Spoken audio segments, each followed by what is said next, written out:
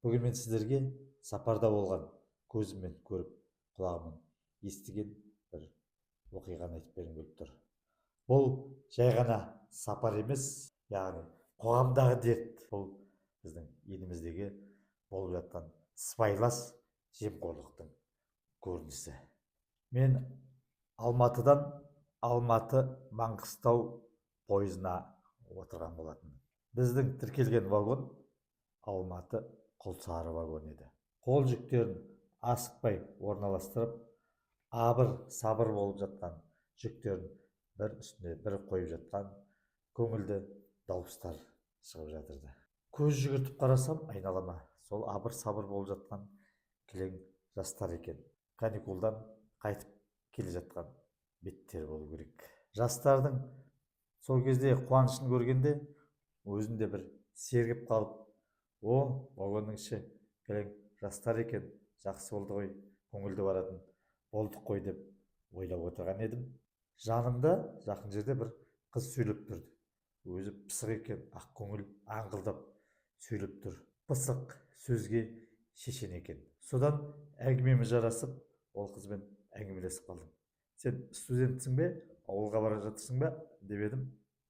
Жоқ аға, мен студент емеспін, оқуды бітіріп, осы Алматыда жұмыс жасап жатырмын, ауылға бара жатқан жоқпын деді. Ой, айналайын-ау, қандай мамандық бітіріп едің деп едім. Мұғалім бітірдім аға деді.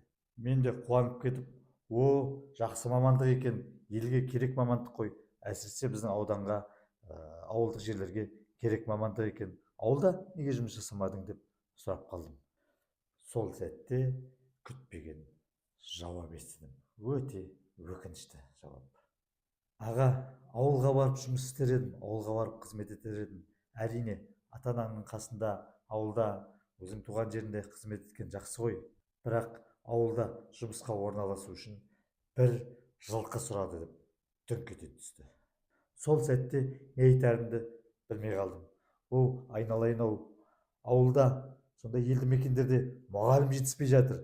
Мұғалім қайда деп сұрастырып жатыр.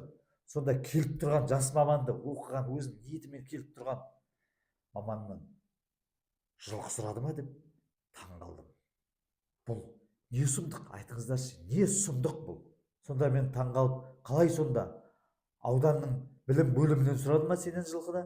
Әлде әкімдіктен сұрады ма? Кім сұрады сонда деп едім. Жоқ аға, мектептің директор сұрады деп мұңайды. Бұл сөз әрине мені ойландырып тастады. Ауылда мұғалімдер жетіспейді. Білім төмендеп бара жатыр. Сонда бұл қалай болғаны деп ойландым. Әрине ойланасың. Мектеп басшысы пара сұрап отырса, осындайды естіп отырып, ел қайда бара жатыр деп әрине ойланасың. Құрметті көрермендер, бұл жай ғана бір мұғалім қыздың басынан өтіп жатқан оқиға емес. Бұл тұтас ауыл аймақтардағы шынайы жағдай. Мұғалім болып келгісі келетін әрбір жасқа осындай кедергілер жасалып жатса, мұғалім болғысы келетін әрбір жастан біреуден түйе сұраса, біреуден сиыр жылқы сұраса, біреуден ақша сұраса, пара сұраса, бұл не болғаны? Сосын амал жоқ қой, бір-бірінен тамыр таныс іздеу, яғни парақорлыққа итеру деген осы емес пе? Ең сорақысы бұл халықтың арасында қалыпты жағдай болып қалыптасып кеткен. Кейде тіпті естіп жатамыз, мына ауылға, мына мектепке мұғалім болып бару үшін сол директорге пара беру керек дегенде де арасында естіп қалып жататынымыз шындық қой. Осының бәрін естіп отырып, көріп отырып, жас мамандар, жас мұғалімдер ауылдарға бармайды. Ал мұндай жемқорлықтың, парақорлықтың салдары қандай? Біріншіден, ауылға мұғалім жетіспейтін болады. Екіншіден, балалар сапалы білімнен құр қалады. Үшіншіден, жастар ауылдан қашып, қалада тұрақталып қалады. Бұл демографиялық, әлеуметтік үлкен мәселе туындырады.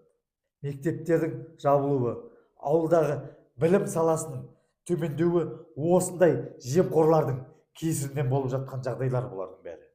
Біз ауылды білімді, сапалы білімді сақтап қаламыз десек, осындай жемқорлықты жоюымыз керек, ағайын.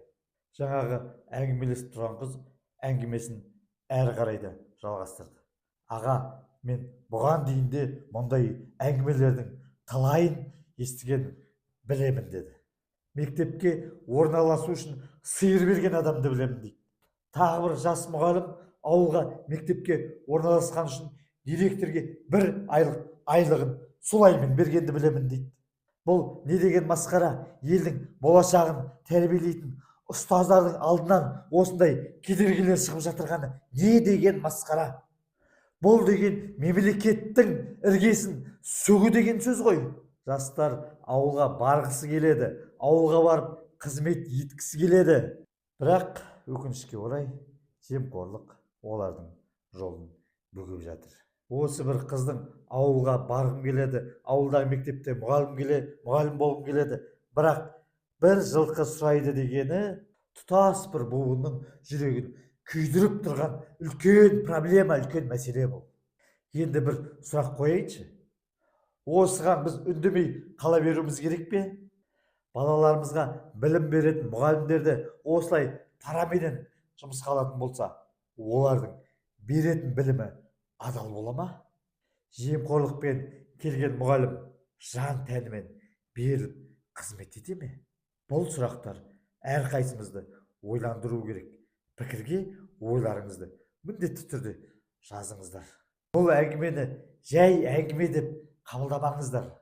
Бұл елдің болашағына қатысты үлкен мәселе, достар.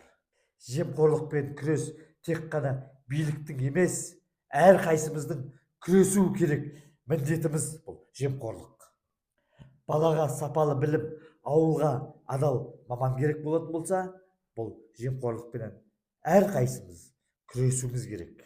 Осы пойыздағы әңгіме мен үшін үлкен сабақ болды. Бір қарапайым мұғалім қыздың сөзі бүткіл елдің айнасы болып тұр.